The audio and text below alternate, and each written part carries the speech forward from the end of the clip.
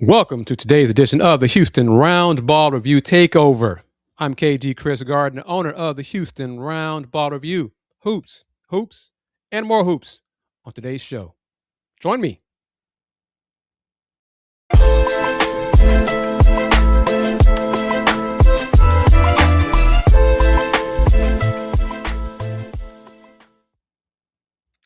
Of course, it's me again, KG Chris Gardner of the Houston Roundball Review. First things first, thank you for taking time out of your busy day to enjoy the takeover and participate in the discussion. The show is being recorded, but don't let that stop you from for posting your comments here as you're watching on YouTube or Roku via the BS3 Network, and of course on YouTube or Facebook, courtesy of the Houston Roundball Review. And I want to get right into it. Last week, I want your thoughts, so please share your comments with this news I'm going to share. The NCAA Division I Cabinet approves commercial patches for uniforms, equipment, and apparel. The Division I Cabinet on Friday approved a proposal that will allow Division I sports programs to place additional commercial logos or patches on uniforms, equipment, and apparel for any non-NCAA championship competition, including the regular season.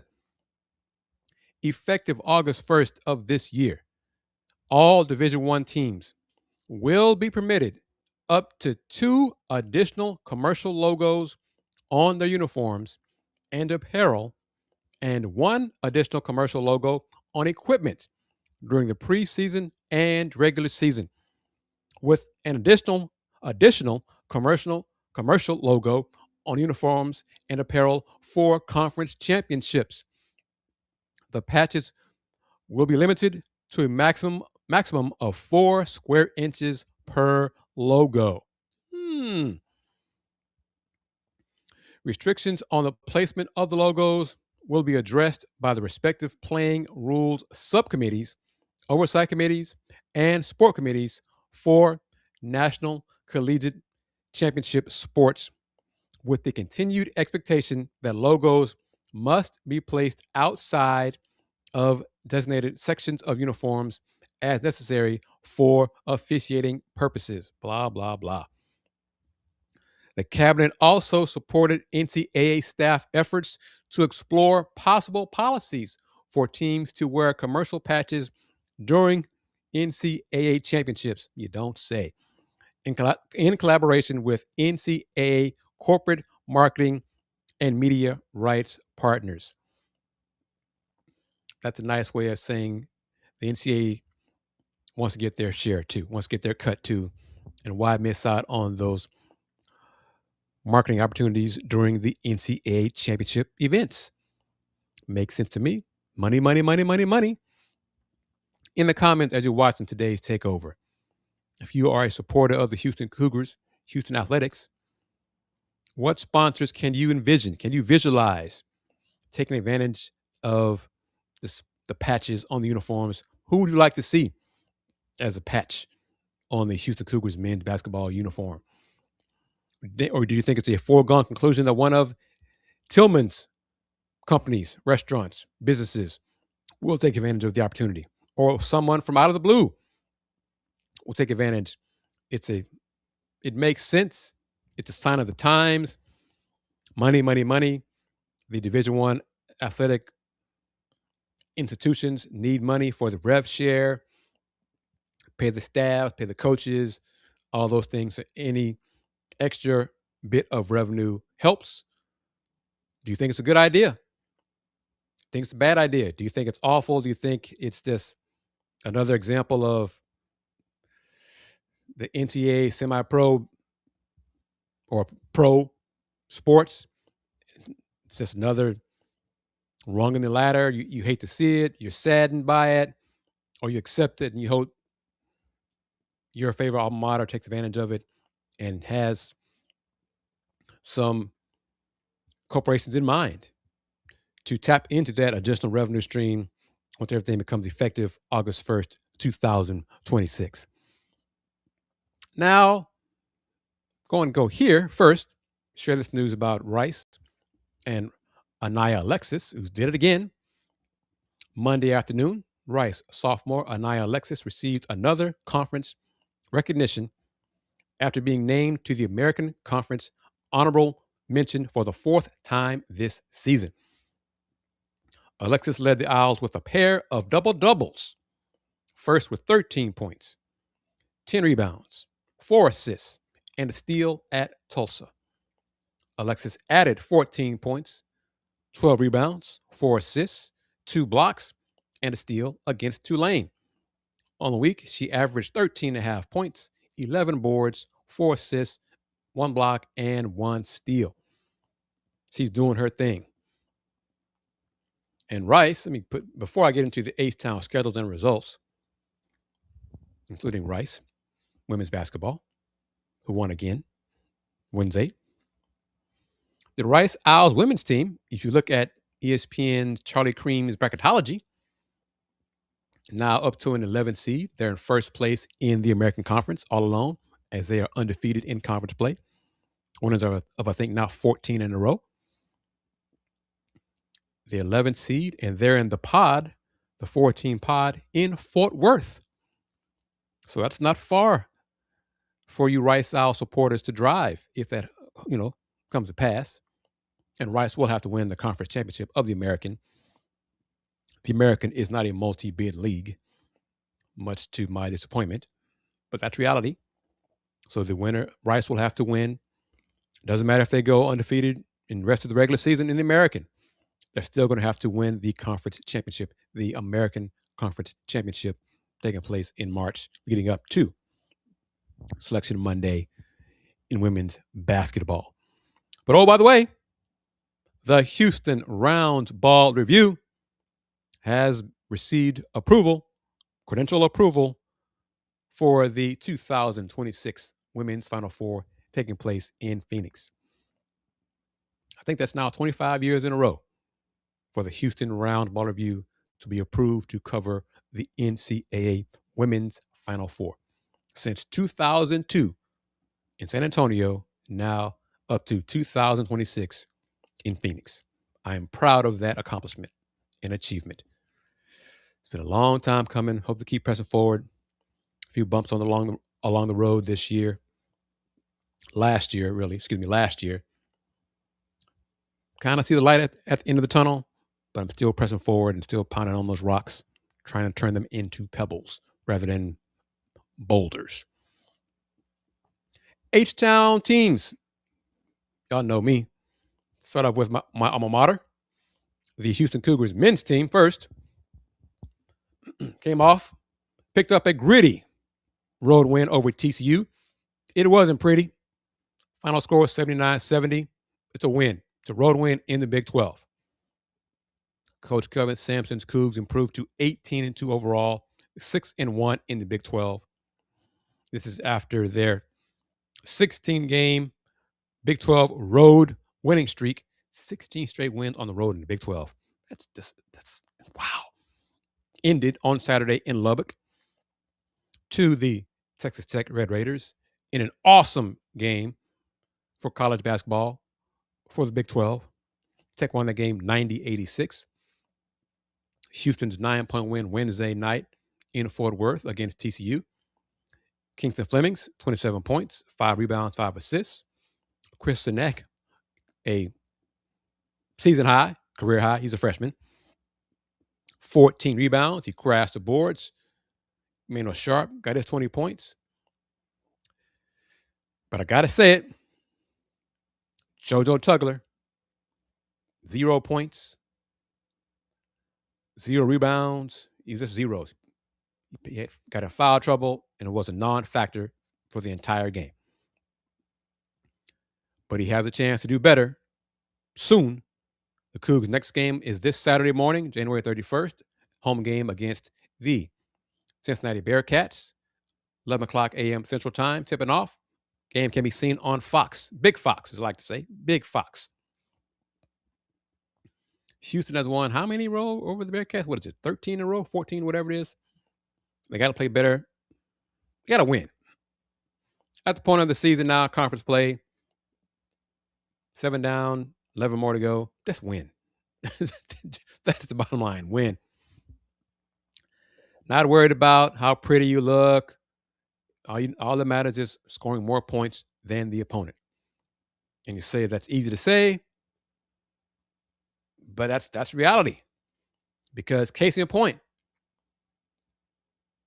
the Houston Cougars women's team hasn't won a Big 12 game. They're 0-9 in conference play under first-year head coach, Houston Cougars head coach Matthew Mitchell, coming off their 82-66 road loss in Waco to the Baylor Bears. That after losing on January 21st on the road in Manhattan, Kansas, to K-State, 69-65. Coach Mitchell's Cougs have played 2 close games against K-State. Unfortunately, they lost both of them. They're now 6-14 overall, 0-9 in the Big 12.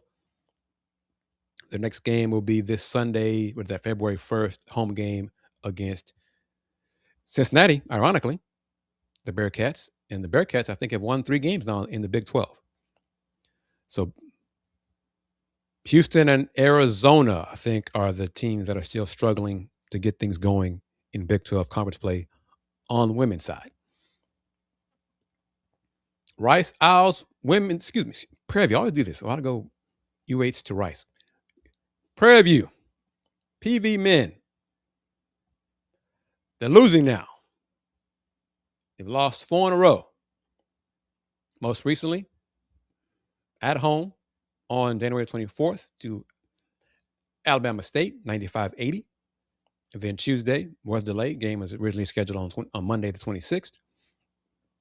But they lost at home on the Hill to Alabama A&M, 80-60. Defense is a problem, has been a problem, as the Panthers coach Byron Smith's Panthers are now 3-5 in the SWAC. But that game this weekend, the rivalry game against Texas Southern, men play 4:30. Game can be seen on SWAC TV. Prairie View women under first-year head coach Ty Dillard are 0-8 in the SWAC after losses to Alabama A&M and Alabama State, 68-41 and 76-58. Now the Rice Owls men improved to 3-5 in conference play Wednesday night with a road win. They won at East Carolina. Final score 83-77, led for much of that ball game. Coach Rob Lanier's team is now 9-12 overall.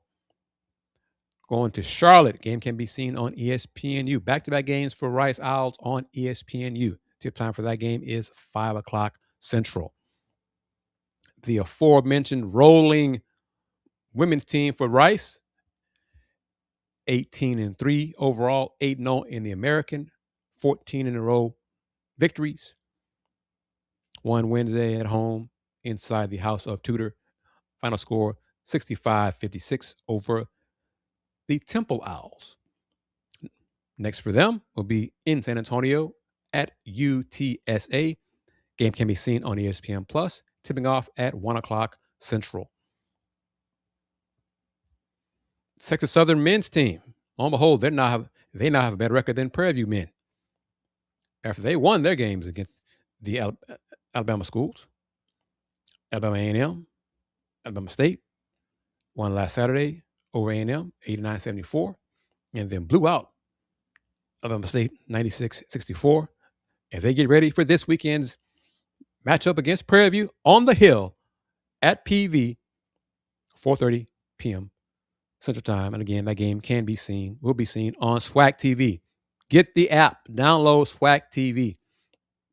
SWAC TV is doing great things for the SWAC member institutions.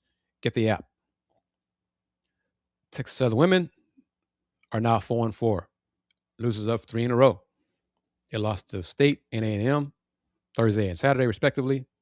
82-74 loss to Alabama State, followed by an 81-63 loss on Saturday to Alabama A&M. The PV-TSU women's game tips off at 2 o'clock this Saturday, January 31st, on the Hill at PV. And that game starts the doubleheader, and you can catch that game as well on SWAC TV. I encourage you to download SWAC TV. Lots of content, lots of games. Commissioner Charles McClellan has done a great job with SWAC TV. Do yourself a favor. Support the SWAC schools. Support your Houston area SWAC teams, Houston area HBCU members, and download SWAC TV. On this edition of the Houston Roundball Review Takeover, going to go to, before I get into Big 12 news, let's go and get to Big 12 news. Let's talk to Big 12 news because there's a lot to share. Starting with Big 12 and the players' era.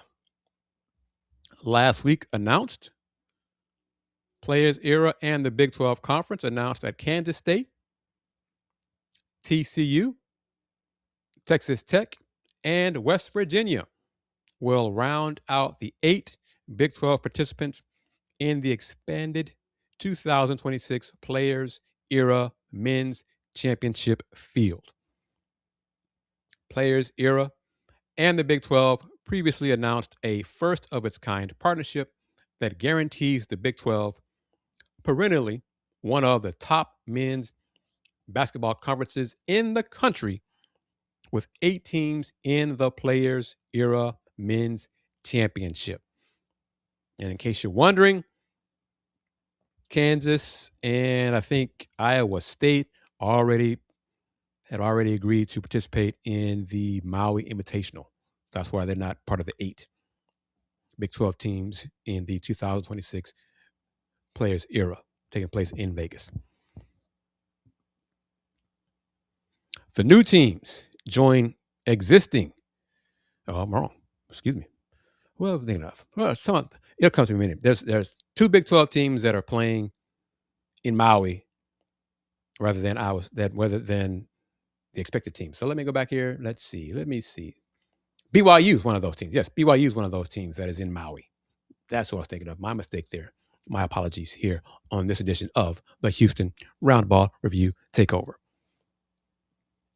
But the new teams join existing Big 12 participants: Baylor, Houston, Iowa State, and Kansas in next year's expanded tournament field.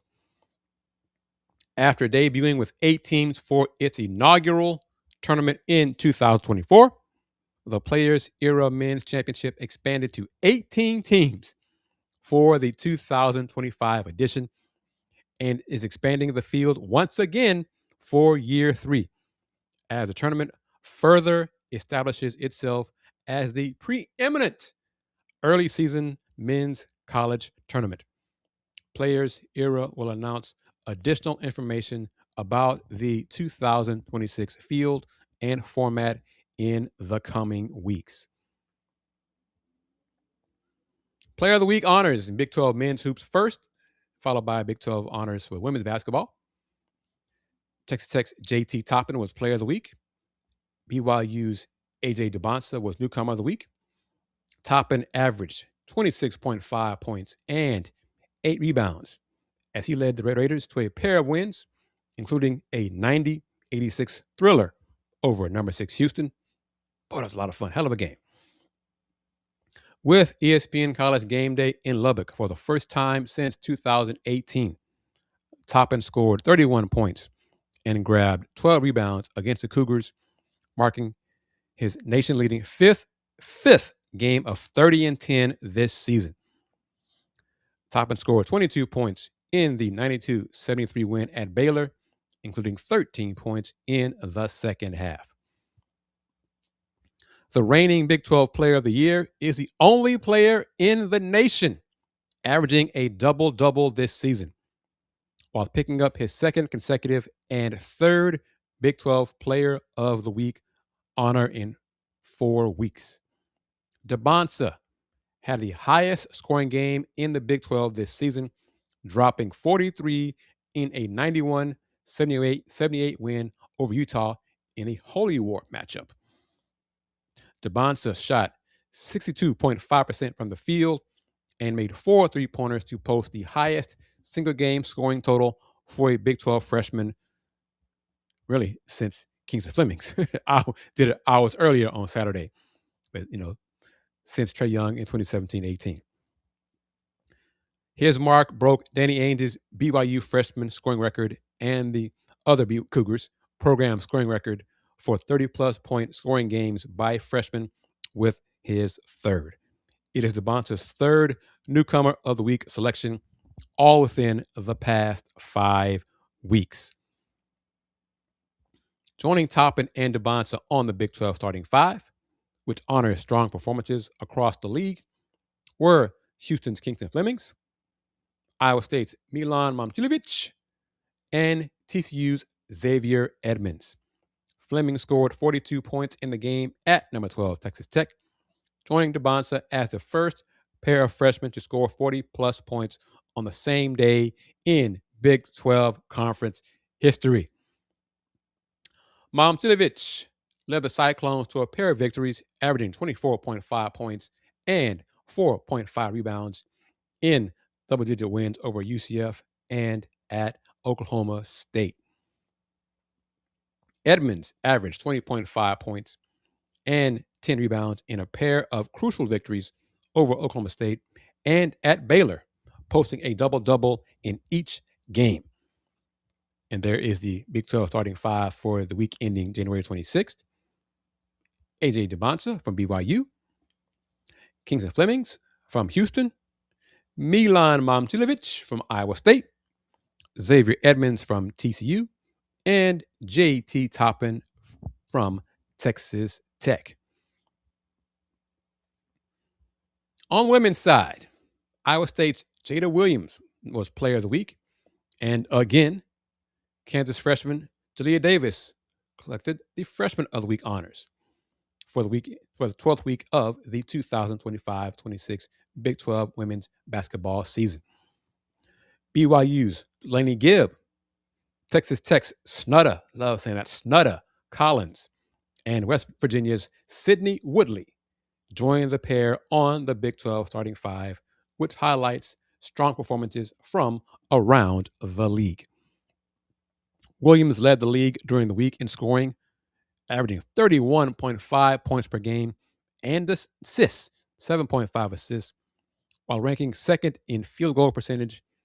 She made 69.7% of her shots. She's a guard. Williams scored a career-high 44 points against Cincinnati, an Iowa State single-game Big 12 scoring record. That's more than Audie Crooks, her teammate, and a Cyclone Hilton Coliseum single-game scoring record. She dished out 8 assists to account for 62 points, which is combined 67% of the Cyclone scoring in that game. The most points scored or assisted on in NCAA Division I women's basketball this season. She followed that up with a game-high 19 points and 7 assists against Arizona to lead ISU to a 2-0 week. This is Jada Williams' first career Big 12 weekly honor. Davis scored over 20 points in both games during the week, while helping guide the Jayhawks to a road win over Arizona and a home rivalry victory against K-State. The star freshman averaged 23.5 points over the two contests and pulled down a career-high 8 rebounds in both wins. She shot 65.4% from the field and 72.2% from the free throw line during the week. She becomes the 5th player ever to win the league's Freshman of the Week title 4 consecutive times. Delaney Gibb led BYU to its first ranked win of the season, scoring 18 points against then number 19 Texas Tech, before posting a season-high 28 points against number 22 West Virginia. Snudda Collins put up career-high points, 28, field goals 9, and three-pointers 6 in a 77-49 road victory over Utah. Sydney Woodley scored a career-high 23 points against BYU while shooting 85.7% from the floor.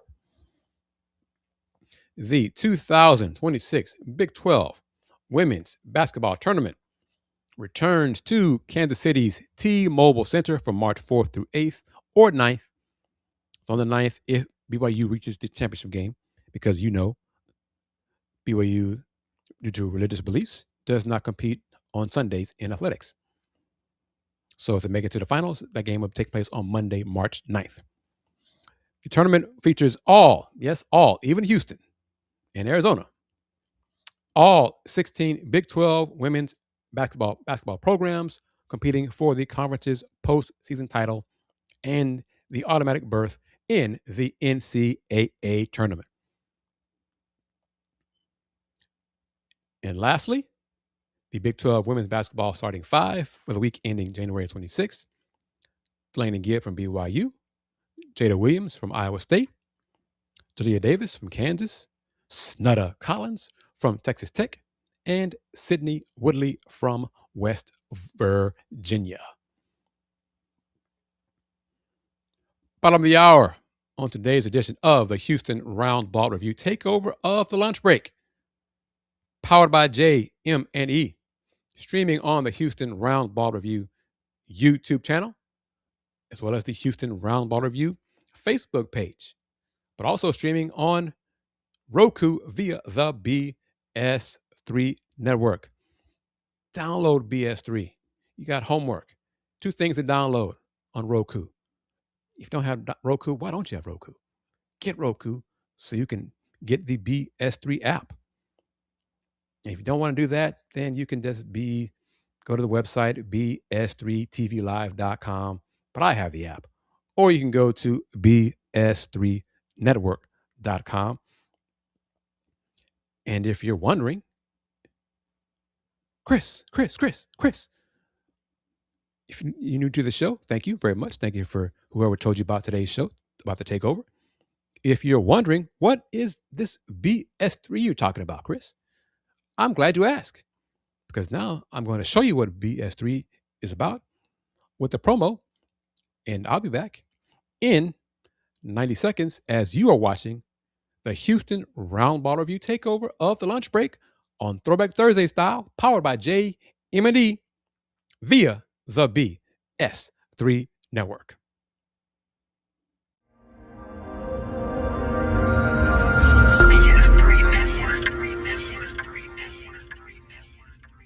BS3 Network, changing the way you watch TV.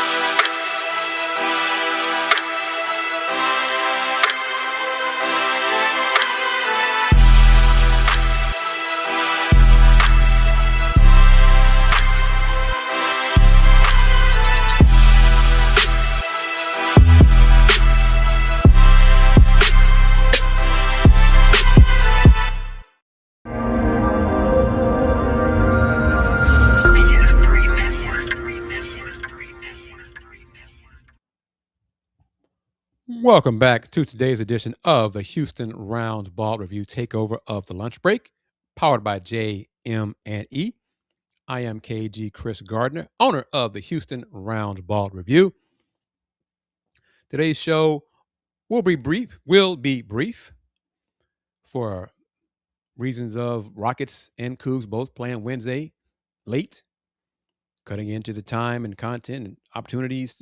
I had to do the Let's Rage Cougs post-game show Wednesday night, and the game went long, so we finished up that post-game show right around 11:30, And I had to still get ready for the takeover and provide some content for Thursday's show as you're watching here on YouTube or Facebook or Roku via the BS3 Network. So I'm doing that for you. Next Wednesday, February 4th, I think the Cougs play at 6. So it'll be another brief edition of the takeover on Thursday, February 5th. But the week after, a week off from the job, the JOB, and I'll be back doing a live show on Thursday. Well, that will be the February 12th. I have working on trying to get a special guest for that show, 1 or 2 guests on that show joining me on the takeover, and the live feedback interaction with the audience as you're watching the show live on that Thursday. But feel free to comment as you're watching the show recorded on Thursday, January 29th, as well as January 5th, next Thursday, and then we get back into it. We can talk about the Rockets, your thought on what the Rockets are going to do. How will losing Steven Adams for this season due to the surgery on his injured ankle?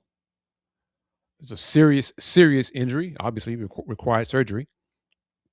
How much will Steven's absence impact the Rockets? Will Clint Capella be enough up front for the Rockets? Or will the Rockets have to go out and, do you want the Rockets to go out and do something else? Make a trade or two to shore up whatever needs you think the Rockets have.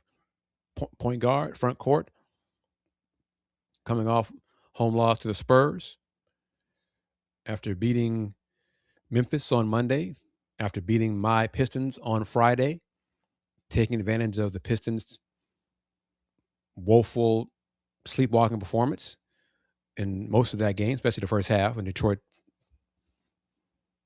played like a team that disrespected the NBA. And, well, Rockets played Thursday and went overtime, so let's just half step and go through the motions. And Rockets said, fine, thank you very much, and we'll stand up to your physicality and beat you at your own game. And the Rockets did, to their credit. But getting back to it, the Hoops News college style in the American Conference. Weekly honors, men up first, South Florida. Isaiah Nelson, love how Izaiyah. Now that is a unique spelling. Isaiah Nelson from South Florida, named Player of the Week. He recorded a pair of double-doubles in 2 conference wins and averaged 15.5 points and 11 rebounds. He recorded 16 points, 10 boards, and 3 blocks in a road win at UAB, and followed that with 15 points and 12 rebounds as the Bulls cut Florida Atlantic's lead in the American standings to a half game. Tulsa's Jalen Lawal, guard, aided the Golden Hurricane to 2 conference wins by averaging 9.5 points. Freshman guard, obviously he's the freshman of the week, dropped 17 points in Tulsa's 6-point win over Rice that kept the Golden Hurricane in second place in the American standings. Women's side, Tristan Taylor. I really hate when they do this. I have a co-player of the week, but Tristan Taylor and Abby Cater share the honor. First up, Miss Taylor from Temple. She led the Owls to a pair of close wins over Charlotte and South Florida. The junior guard scored the game-tying points in the 86-83 win over South Florida, while scoring the final 10 points in the 83-82 win over Charlotte. She averaged 24 points and 5.5 assists on the week ending Sunday, January 25th. She's sharing the honors with Abby Cater from Wichita State, who had, now check this out, had a monster performance for the Shockers, scoring 42 of the team's 66 points in the win over Memphis. Her 42 points are tied for the second most in American Conference history and set a new Wichita State program record.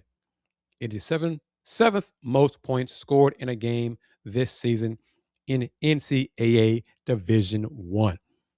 Dora Tolman, guard from Tulsa, freshman of the week, averaged 12 points and 6 rebounds in games against Rice and North Texas. She recorded her first double-double with 16 points and 10 rebounds in the win at North Texas.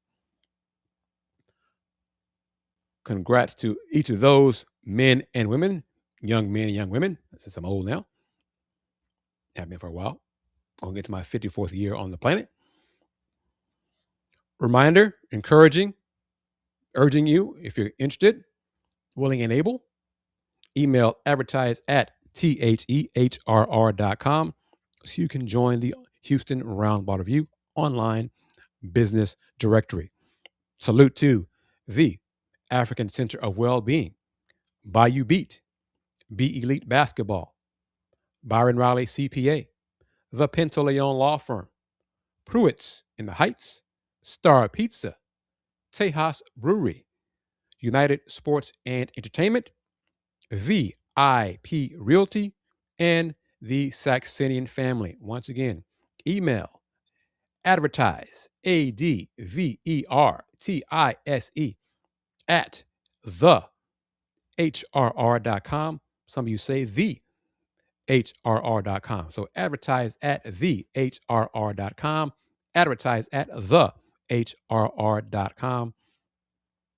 And you will also, as a sponsor and member of the online business directory, you will be featured up there in the upper right corner, where it says advertise here for one show. You'll be the sponsor of one of the shows of the takeover. That's a new perk I'm adding for people who are willing to support the Houston Roundball Review. So advertise at thehrr.com. Membership has its advantages. You become a Houston Roundball Review YouTube member. The All League tier price is only $2.99 per month. The All World tier is $4.99 per month. You get early access to new videos, photos, and status updates, loyalty badges, emojis. In addition to those All League perks, members only YouTube shorts, members only videos, and members only live streams. And getting back to that content more and more, the closer I get to my week off from the JOB. And of course, lastly, you can order and be proud of it. Get you some Houston Roundball Review merch. Scan that QR code specifically for the merch. See the Houston Roundball Review mug, Houston Roundball Review hoodies, long sleeve sweatshirts, long sleeve shirts, or you want to get the Wanted Coug merch. And that comes in short sleeve shirt, hoodie, pants, long sleeve shirt, but different ways, different apparel to support the Houston Roundball Review. Mugs, caps.